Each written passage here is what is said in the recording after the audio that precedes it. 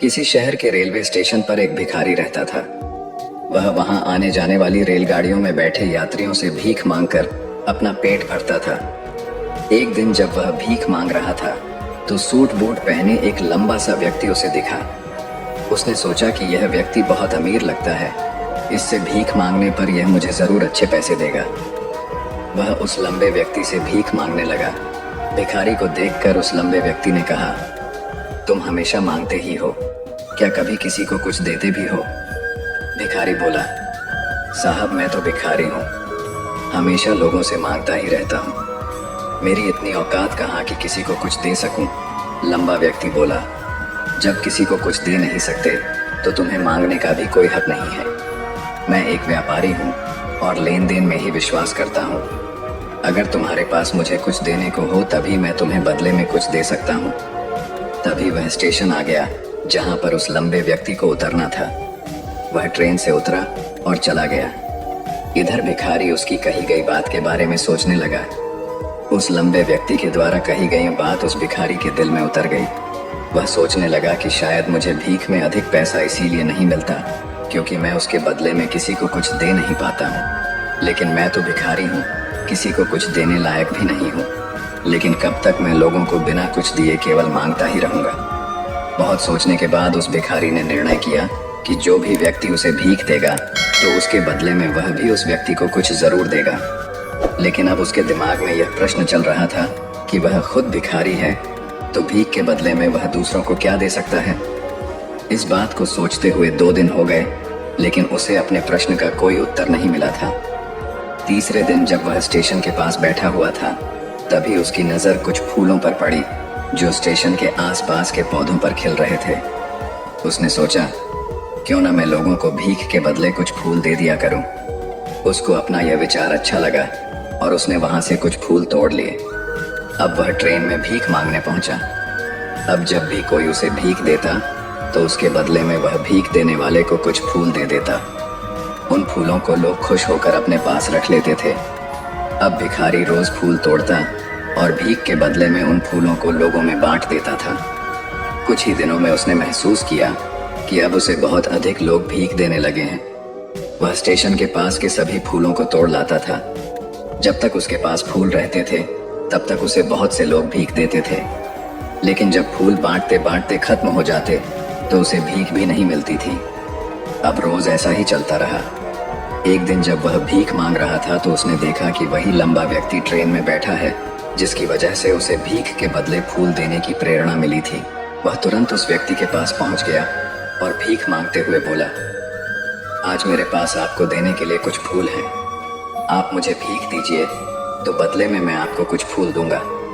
उस लंबे व्यक्ति ने उसे भीख के रूप में कुछ पैसे दे दिए और भिखारी ने कुछ फूल उसे दे दिए। उस लंबे व्यक्ति को यह बात बहुत पसंद आई। वह बोला, वाह क्या बात है, आज तुम भी मेरी तरह एक व्यापारी बन गए हो। इतना कहकर फूल लेकर वह लंबा व्यक्ति अपने स्टेशन पर उतर गया। लेकिन उस लंबे व्यक्ति द्वारा कही गई बात एक बार फिर से उस भिखारी के दिल में उतर गई। वह बार बार उस लंबे व्यक्ति के द्वारा कही गई लाइन के बारे में सोचने लगा और बहुत खुश होने लगा। उसकी आंखें अब चमकने लगी। उसे लगने लगा कि अब उसके हाथ सफलता की वह चाबी लग गई है जिसके द्वारा वह अपने जीवन को बदल सकता है। वह तुरंत ट्रेन से नीचे उतरा और उत्साहित होकर बहुत तेज आवाज में ऊपर आसमान की तरफ देखकर बोला, मैं भिखारी नहीं हूँ, मैं तो एक व्यापारी हूँ। मैं भी उस लंबे व्यक्ति जैसा बन सकता हूँ, मैं भी अमीर बन सकता हूँ। लोगों ने उसे देखा तो सोचा कि शायद यह भिखारी पागल हो गया है और अगले दिन से वह भिखारी उस स्टेशन पर फिर कभी नहीं दिखा। लेकिन 6 महीने बाद इसी स्टेशन पर 2 व्यक्ति सूट बूट पहने हुए यात्रा कर रहे थे। दोनों ने एक दूसरे को देखा तो उनमें से एक ने दूसरे से हाथ मिलाया और कहा, क्या आपने मुझे पहचाना? दूसरा व्यक्ति बोला, नहीं, क्योंकि मेरे हिसाब से हम लोग पहली बार मिल रहे हैं। पहला व्यक्ति बोला, नहीं, आप याद कीजिए, हम पहली बार नहीं बल्कि तीसरी बार मिल रहे हैं। दूसरा व्यक्ति बोला, मुझे याद नहीं, वैसे हम पहले 2 बार कब मिले थे? अब पहला व्यक्ति मुस्कुराया और बोला, हम पहले भी 2 बार इसी ट्रेन में मिले थे। मैं वही भिखारी हूँ जिसको आपने पहली मुलाकात में बताया कि मुझे जीवन में क्या करना चाहिए और दूसरी मुलाकात में बताया कि मैं वास्तव में कौन हूँ। दूसरा व्यक्ति मुस्कुराया और अचंभित होते हुए बोला, ओह, याद आया, तुम वही भिखारी हो जिसे मैंने एक बार भीख देने से मना कर दिया था और दूसरी बार मैंने तुमसे कुछ फूल खरीदे थे। लेकिन आज तुम ये सूट बूट में कहाँ जा रहे हो और आजकल क्या कर रहे हो? तब पहला व्यक्ति बोला, हाँ, मैं वही भिखारी हूँ, लेकिन आज मैं फूलों का एक बहुत बड़ा व्यापारी हूँ और इसी व्यापार के काम से ही दूसरे शहर जा रहा हूँ। कुछ देर रुकने के बाद वह फिर बोला, आपने मुझे पहली मुलाकात में प्रकृति का वह नियम बताया था जिसके अनुसार हमें तभी कुछ मिलता है जब हम कुछ देते हैं। लेन देन का यह नियम वास्तव में काम करता है। मैंने यह बहुत अच्छी तरह महसूस किया है, लेकिन मैं खुद को हमेशा भिखारी ही समझता रहा। इससे ऊपर उठकर मैंने कभी सोचा ही नहीं। और जब आपसे मेरी दूसरी मुलाकात हुई तब आपने मुझे बताया कि मैं एक व्यापारी बन चुका हूँ। अब मैं समझ चुका था कि मैं वास्तव में एक भिखारी नहीं बल्कि व्यापारी बन चुका हूँ। मैंने समझ लिया था कि लोग मुझे इतनी भीख क्यों दे रहे हैं, क्योंकि वह मुझे भीख नहीं दे रहे थे बल्कि उन फूलों का मूल्य चुका रहे थे। सभी लोग मेरे फूल खरीद रहे थे क्योंकि इससे सस्ते फूल उन्हें कहाँ मिलते। मैं लोगों की नज़रों में एक छोटा व्यापारी था, लेकिन मैं अपनी नज़रों में एक भिखारी ही था। आपके बताने पर मुझे समझ आ गया कि मैं एक छोटा व्यापारी हूँ। मैंने ट्रेन में फूल बांटने से जो पैसे इकट्ठे किए थे उनसे बहुत से फूल खरीदे और फूलों का व्यापारी बन गया। यहाँ के लोगों को फूल बहुत पसंद हैं और उनकी इसी पसंद ने मुझे आज फूलों का एक बहुत बड़ा व्यापारी बना दिया। दोनों व्यापारी अब खुश थे और स्टेशन आने पर साथ उतरे और अपने अपने व्यापार की बात करते हुए आगे बढ़ गए। दोस्तों, इस कहानी से हमें बहुत कुछ सीखने को मिलता है। कहानी में लंबा व्यापारी गिव एंड टेक के रूल को बहुत अच्छी तरह जानता था। दुनिया के सभी बड़े व्यापारी इसी लाइफ रूल का यूज करके बड़े व्यापारी बन पाए हैं। इस फॉर्मूले को उसने भिखारी को भी बताया। भिखारी ने इस नेचुरल रूल को अपना लिया और इसका असर उसके जीवन में साफ दिखाई भी देने लगा।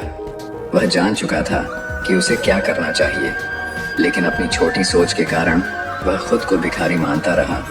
वह स्वयं को ही नहीं पहचान पाया। वह अपने आत्मसम्मान को नहीं जगा पाया, जिसकी वजह से वह अपनी थिंकिंग भी नहीं बदल पाया। यह कहानी हमें बताती है कि हम यदि अपनी सोच बदल लें तो उससे कुछ भी हासिल किया जा सकता है। यदि हम खुद को छोटा समझते रहेंगे तो हम हमेशा छोटे ही बने रहेंगे। बड़ा बनने के लिए हमें अपने विचारों को बदलना होगा। हमें खुद के बारे में बड़ा सोचना होगा, तभी हम बड़े बन पाएंगे।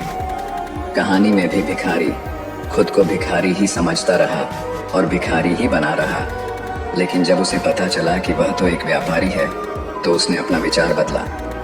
अपने बारे में विचार बदलने से उसका जीवन भी बदल गया। उस लंबे व्यक्ति ने तो केवल उसका आत्मसम्मान जगा दिया था और वह इसी कारण आज भिखारी से एक बहुत बड़ा व्यापारी बन पाया था। उस लंबे व्यक्ति की बातों से उस भिखारी के जीवन में बहुत बड़ा बदलाव आया। वास्तव में उस भिखारी का सेल्फ रिस्पेक्ट जाग गया था, और सेल्फ रिस्पेक्ट और कुछ नहीं बल्कि हमारी खुद के बारे में सोच होती है। आप भी प्रकृति के इस नियम को सीखिए, अपना आत्मसम्मान को जागृत कीजिए, अपनी सोच को बदलिए और उसे बहुत बड़ा बनाइए। ऐसा करके तो देखिए, आप पाएंगे कि आपका जीवन बदल चुका है तथा आप एक पहाड़ पर सबसे ऊपर खड़े हैं और पहाड़ का नाम है सफलता। दोस्तों, आज की यह मोटिवेशनल वीडियो आपको कैसी लगी कमेंट में ज़रूर बताएं और अपने दोस्तों के साथ शेयर ज़रूर करें। धन्यवाद।